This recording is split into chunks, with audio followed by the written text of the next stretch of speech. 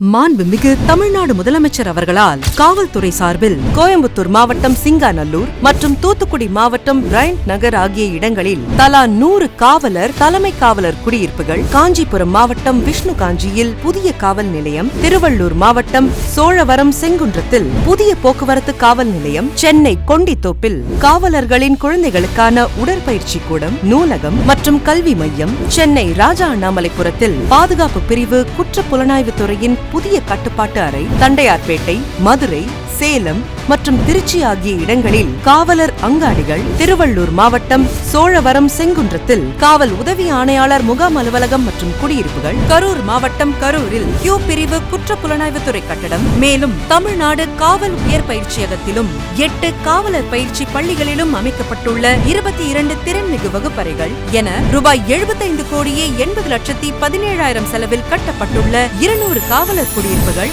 2 காவல் நிலையங்கள் மற்றும் 8 காவல்துறை இதர கட்டடங்கள் மற்றும் ரூபாய் 15 கோடி செலவில் 22 காவல் பயிற்சி மையங்களில் அமைக்கப்பட்டுள்ள திறன்மிகு வகுப்பறைகள் திறந்து வைக்கப்படுகின்றன. மேற்கண்ட பல்வேறு கட்டடங்களை திறந்து வைத்து காவல்துறையின் உட்கட்டமைப்பு வசதிகளை மேலும் வலுப்படுத்திய மாண்புமிகு தமிழ்நாடு முதலமைச்சர் அவர்களுக்கு நெஞ்சார்ந்த நன்றியை தெரிவித்துக் கொள்கிறோம்.